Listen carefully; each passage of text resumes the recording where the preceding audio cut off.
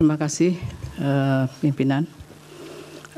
Prof. Marsudi, bertemu lagi Pak. Jadi begini Pak Prof. Marsudi,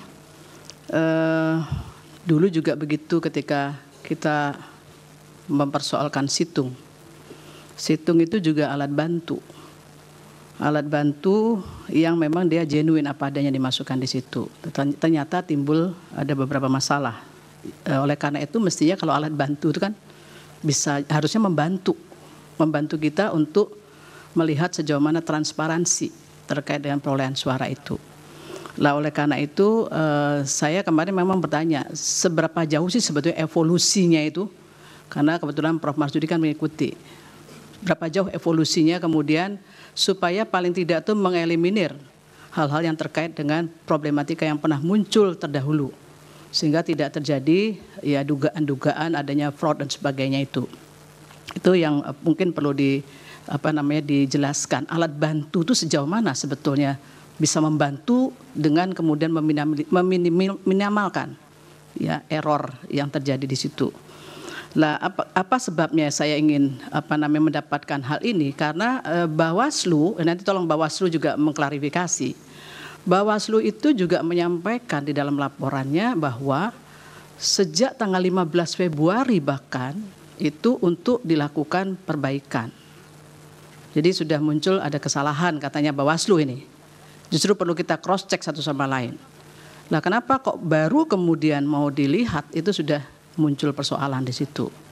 Lah berkenaan dengan hal ini supaya kita juga mendapatkan sesuatu yang terang benderang, saya juga minta kepada KPU, karena saya juga coba cek lagi di bukti KPU, belum ada di sini, sehingga perlu kemudian ditambahkan bukti untuk kami mendapatkan terutama dari C1-nya, C hasil ya, terkait dengan dugaan-dugaan yang muncul dari pemohon. Ini berkaitan dengan, tolong dicatat nanti ya, mungkin di permohonan bisa dilihat juga.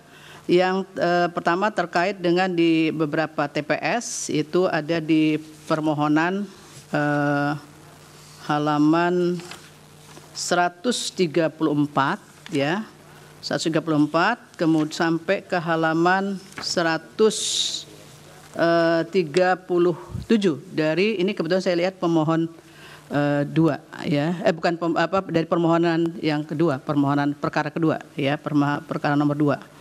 Jadi ini ada TPS yang disebutkan. Ini tolong nanti diberikan bukti kan supaya kita bisa cocokkan, ya. Jadi bisa terang betul Kak ini ada persoalan kemudian yang disebutkan oleh pemohon tersebut. Jadi mohon nanti bisa diuraikan lebih detail Prof. Marsudi. Termasuk juga yang kemarin saya juga minta kepada Bawaslu, ya untuk dicocokkan lagi di sini. Bawaslu juga menyampaikan. Bahkan di siaran persnya ada 11.000 lebih TPS yang mengalami persoalan terkait dengan akses Sirekap. Itu mohon bisa dijelaskan apa sesungguhnya dari sisi teknologi ini kok masalahnya kok tidak terurai terselesaikan dengan baik, tapi justru muncul di awal ketika proses orang ingin melihat dari awal terkait dengan perolehan suara tersebut. Mohon dapat dijelaskan. Terima kasih. Ya, Prof. Arief, yang mulia Prof. Arief, silakan. Terima kasih, Pak Ketua Sidang. Prof. Marsudi, kita juga pernah ketemu 5 tahun yang lalu. Tapi saya mau komentar sedikit ini. Saya juga ketemu 5 tahun yang lalu dengan sahabat saya, Mas Bambang Wijayanto. Ternyata setelah 5 tahun kedewasaan beliau, kesabaran beliau sudah muncul. Padahal 5 tahun yang lalu saya terpaksa membentak beliau untuk suruh keluar. Tapi sekarang begitu Prof. Saldi atau Pak Ketua bilang, Pak Bambang sudah selesai, sekarang sabar sekali dan sangat patuh terhadap hakim. Terima kasih Mas Bambang.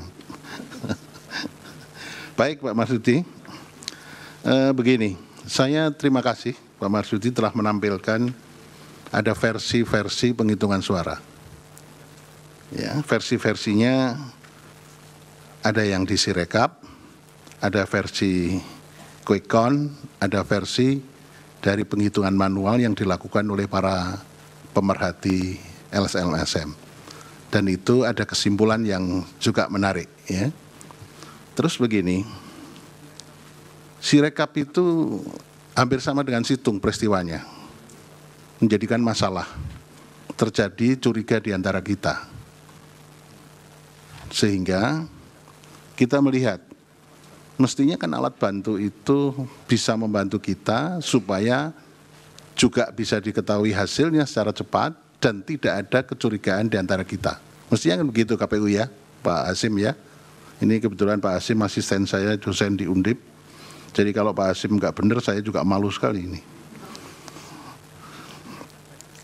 Nah, saya begini tanya, yang dipakai sebagai dasar menurut ahli dan menurut KPU, ini betul yang manual dan berjenjang kan? Nah, kalau begitu kita sekarang ini apakah betul meributkan sesuatu yang sebetulnya nggak dipakai? Tapi sudah terlanjur ada kecurigaan di antara kita, ada fitnah di antara kita. Nah, untuk bisa ngecek penghitungan secara manual, tadi sudah disinggung oleh Pak Magdir, Pak Dr. Magdir, kalau manual berjenjang itu cara ceknya gimana? Kan tadi Pak Magdir mengatakan bisa juga secara diotak-atik C1-nya yang manual itu. Nah, kita selama ini dalam pilkada itu gampang karena skopnya sangat terbatas. Kita cek di C1 plano ya. Kalau sekarang dipakai C1 hasil plano. Gimana Pak Hasim itu? C hasil plano. C hasil plano kalau itu. Kan kita mestinya bisa ngecek melalui C1 hasil plano. Pertanyaan saya, kenapa yang difoto Pak Ahli? Yang difoto itu kan bukan C hasil plano, tapi yang difoto itu kan C hasil yang lembar kecil ya Pak Hasim, betul kan? Izin majelis menjelaskan. Gimana itu? Jadi yang difoto dan diunggah di Sirekap dan kemudian ditampilkan dalam info pemilu itu C hasil yang plano. Oh di plano ya? Jadi itu sudah betul yang difoto mestinya itu? Betul. Jadi kalau begitu apakah kita, Indonesia itu begitu besar? TPS-nya itu ribuan. Nah sekarang kalau kita mau ngecek C1 hasil plano, itu caranya bagaimana? Ini kan susah sekali dilakukan. Indonesia itu sangat besar sekali, banyak TPS-nya, sehingga kalau saya selama 12 tahun ini ngadili pilkada, mudah. Karena apa? Skopnya kecil, jumlah TPS-nya terbatas. Sehingga kita bisa menentukan secara akurat ini terjadi masalah. Tapi di Indonesia itu begitu luas, kita susah sekali. Maka dibutuhkan etiket baik dari jajaran KPU penyelenggara, termasuk jajaran Bawaslu, dan jajaran semua pihak. Dalam rangka untuk membangun negara Indonesia yang demokratis. Nah ini yang jadi masalah. Oleh karena itu, saya sampaikan berikutnya kepada ahli. Ahli tidak hanya untuk sekarang, untuk ke depan. Supaya kita betul-betul bisa menghasilkan pemilu yang demokratis dalam arti memenuhi pasal 22 yang jujur, adil, fair. Itu dengan menggunakan teknologi kayak begini, supaya tidak terjadi saling sengkarut di antara kita, tidak ada fitnah di antara kita, itu sistem yang harus dibangun bagaimana? Dan sistem sekarang itu bagaimana? Tadi saya senang sekali ada perbandingan-perbandingan, ternyata itu selisihnya juga tidak ada masalah dan sebagainya.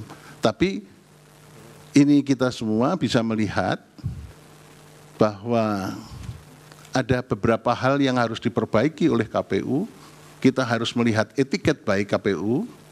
Karena apa? Karena persoalan-persoalan yang terjadi sekarang ini itu sangat berbahaya untuk keutuhan NKRI.